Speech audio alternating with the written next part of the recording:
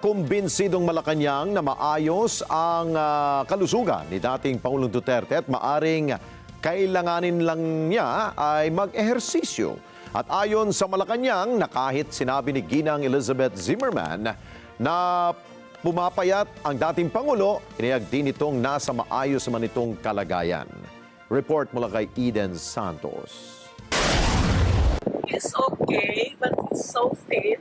Skin and bones. Sa ngayon po, dahil mismo ang pamilya niya nagsabi na okay po ang Pangulo, ang kailangan na lang po siguro niya ay exercise. Yan ang tugon ni Presidential Communications Office Undersecretary Claire Castro sa kondisyong pangkalusugan ni dating Pangulong Rodrigo Duterte. Natanong sa press briefing si Castro kung nakikita ng Malacanang bilang isang dahilan ng pag-aalala ang sitwasyon ni FPRRD. Inihayag kasi ni Ginang Elizabeth Zimmerman na butot balat na ang dating Pangulo. Sa napanood po natin na pagsasalita ni Ma'am Elizabeth Zimmerman, sinabi niya na pumayat, yes, pero mukhang healthy, ayon sa kanya. At he's okay. Ang sabi pa nga daw ng dating Pangulo ay, you go home. I'm fine. I'm okay. So, at hindi na daw siya nag-take ng medicine. No?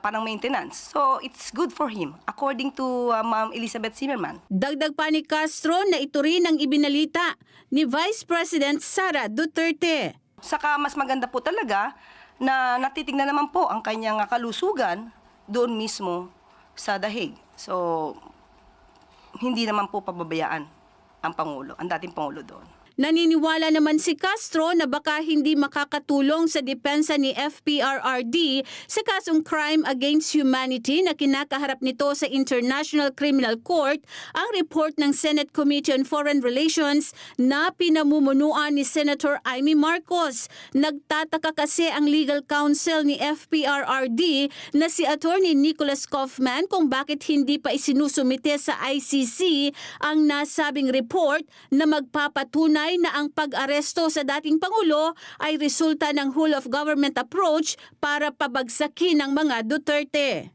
Baka maging negatibo pa po.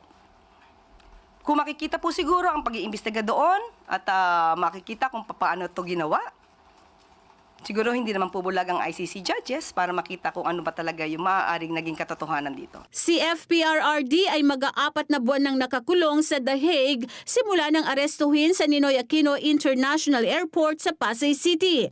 Payo naman ni Castro kay Kaufman. Yes, for the fees, he has allegedly been demanding from his client, former President Rodrigo Duterte.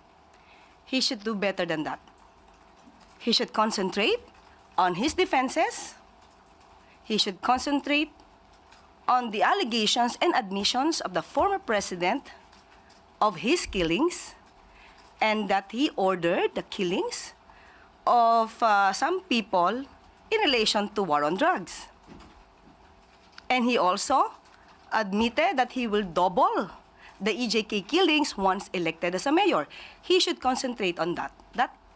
That is supposed to be part of his defense for his client. Eden Santos para sa Mata ng Agila. Matatag, matapang, matapat.